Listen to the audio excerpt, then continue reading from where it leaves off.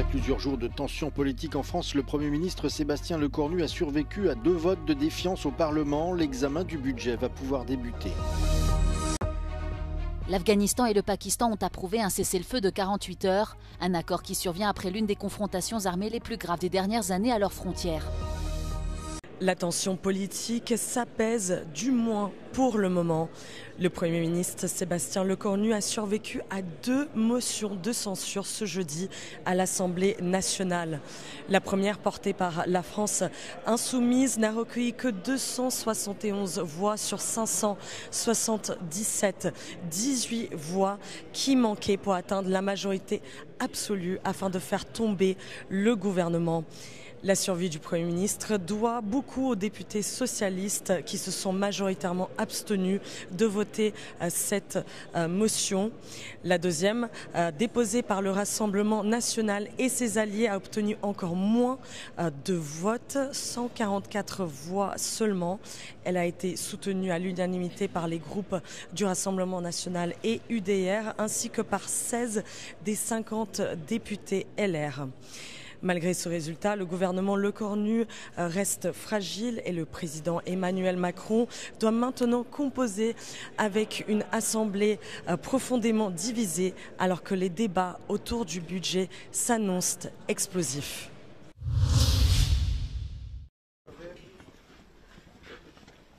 Les autorités israéliennes ont confirmé jeudi l'identité des 2 otages dont les dépouilles ont été remises la veille par le Hamas par l'intermédiaire de la Croix-Rouge.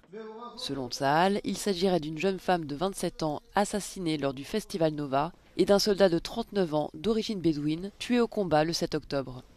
Plus tôt dans la journée de mercredi, des funérailles ont été organisées pour certains des otages rapatriés en présence du président israélien Isaac Herzog.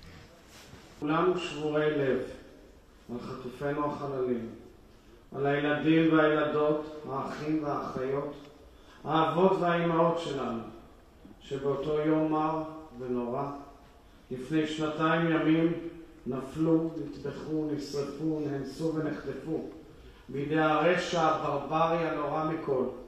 Alors que la première phase de l'accord de paix entre Israël et le Hamas prévoit la restitution de l'ensemble des otages vivants et morts, 19 dépouilles sont toujours manquantes.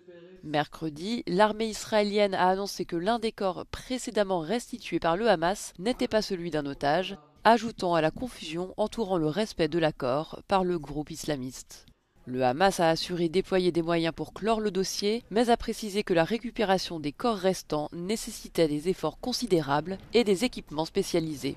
De son côté, Israël a remis 45 autres dépouilles de Palestiniens au ministère de la Santé de Gaza, portant à 90 le nombre total de corps restitués pour être enterrés dans l'enclave.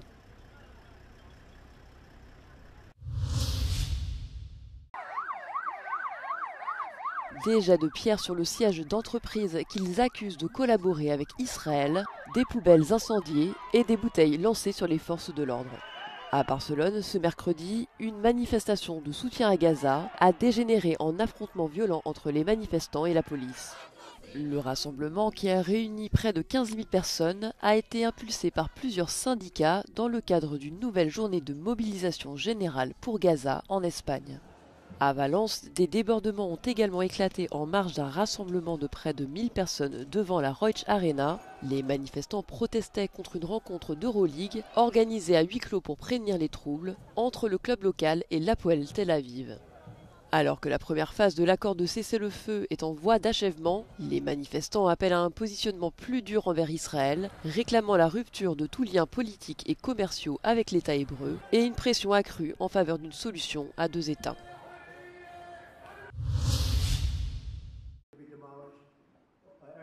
Donald Trump a confirmé ce mercredi qu'il avait autorisé la CIA à mener des opérations secrètes sur le territoire vénézuélien. Selon le président américain, cette mesure permettra de mettre un terme au trafic de drogue, mais aussi à l'immigration illégale de criminels vénézuéliens qui arriveraient en masse aux États-Unis, poussés par Caracas. Cette déclaration intervient après les récentes frappes meurtrières de l'armée américaine sur des bateaux de contrebande de drogue présumés dans les Caraïbes qui ont fait 27 morts. À ce jour, l'armée américaine a déployé au moins 8 navires de combat dans la région ainsi qu'un sous-marin. Elle dispose également de près de 10 000 soldats prêts à intervenir. Du côté vénézuélien, la réponse ne s'est pas fait attendre face à la montée de la pression. Nicolás Maduro a alerté contre une possible guerre dans les Caraïbes alors qu'il avait déjà demandé la semaine dernière une réunion d'urgence du Conseil de sécurité des Nations Unies. Le dirigeant vénézuélien a également dénoncé ce qu'il a qualifié de tradition de la CIA des coups d'État et a lancé un appel à la paix. Les autorités à la tête du pays et Nicolás Maduro le premier sont actuellement des cibles potentielles pour l'administration Trump qui dit vouloir lutter contre le narcotrafic.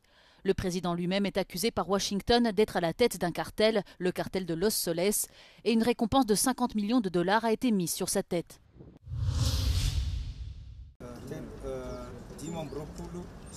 À Madagascar, le colonel Ranjanérine, à la tête du coup d'État survenu en début de semaine dans le pays, doit prêter serment en tant que nouveau président ce vendredi, selon un communiqué du gouvernement.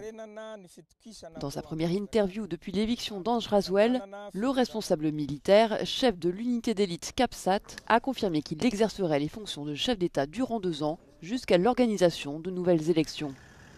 Le coup d'État à Madagascar survient après le ralliement de l'armée à la mobilisation de la population et en particulier de la jeunesse dans les rues depuis des semaines pour protester contre le coût élevé de la vie et les fréquentes coupures d'eau et d'électricité.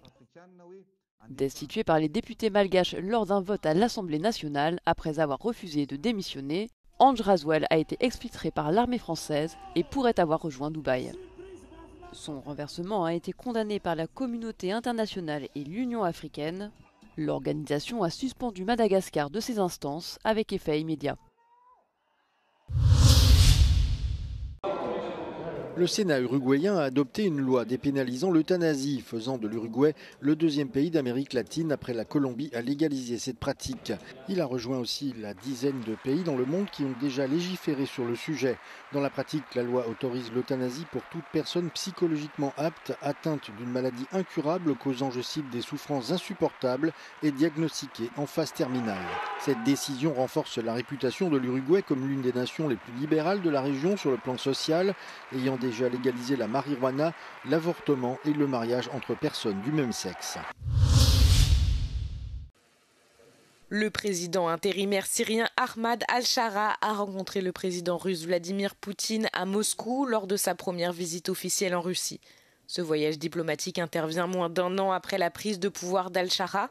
En décembre dernier, il a mené une rébellion éclair qui a détrôné l'ex-président Bachar al-Assad, proche du Kremlin et en place depuis de nombreuses années. Le président par intérim a été accueilli avec tous les honneurs militaires, le Kremlin cherchant à établir des relations de travail avec les nouveaux dirigeants du pays.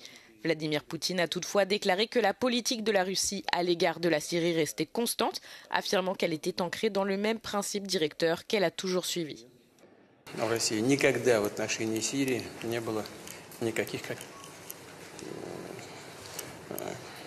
каких-то отношений, связанных с нашей политической конъюнктурой или с особыми интересами. Мы всегда руководствовались на протяжении всех этих десятилетий одним – интересами сирийского народа. S'adressant au journaliste, Ahmad al-Shara a souligné que son pays partageait un lien profond et historique avec Moscou. Le dirigeant syrien a déclaré qu'une grande partie de l'infrastructure de son pays avait été construite et était entretenue par les Russes. L'ancien président al-Assad réside actuellement en Russie, où il s'est installé depuis qu'il a fui la Syrie lorsque les forces rebelles sont entrées dans la capitale Damas.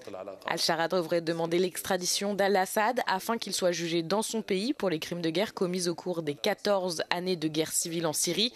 Dans une interview accordée à des médias américains en début de semaine, il a déclaré que son gouvernement utiliserait tous les moyens légaux disponibles pour demander des comptes au président déchu.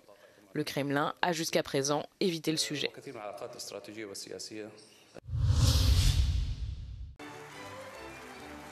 Scientifiques, archéologues ou conservateurs de musées.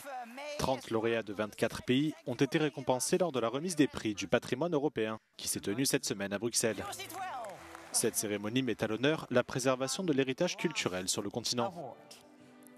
It's really a mosaic that tells you how important heritage it is for communities and citizens, and how much extraordinary commitments, skills we have in Europe that are engaged in safeguarding and transmitting that heritage to the future generations.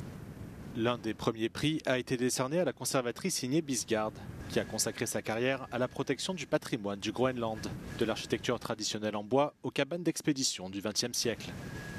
Son travail de recherche est aujourd'hui profondément affecté par le changement climatique. The permafrost melting gives a lot of problems with especially buildings in remote area. And this way we are trying to make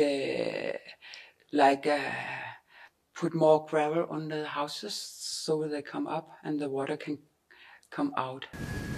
Le programme norvégien d'archéologie glaciaire a également été récompensé pour la découverte de plus de 4500 objets emprisonnés dans les glaces depuis plusieurs milliers d'années. Mis à jour par le changement climatique, des tenues préhistoriques, des skis et des outils témoignent de la civilisation humaine ancestrale dans les régions arctiques de la Norvège. People started to come to this area because of the reindeers.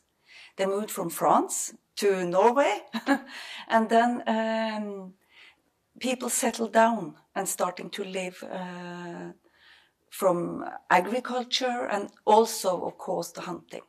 Les scientifiques sont aujourd'hui engagés dans une véritable course contre la montre. But it's a paradox. It's the climate change that makes us find these unique artifacts, but we have to be there to collect them. Otherwise, they will be gone. They will be taken away in meltwater or blown away. Enfin, le prix du public a été attribué à la restauration de la célèbre porte d'Alcalá à Madrid.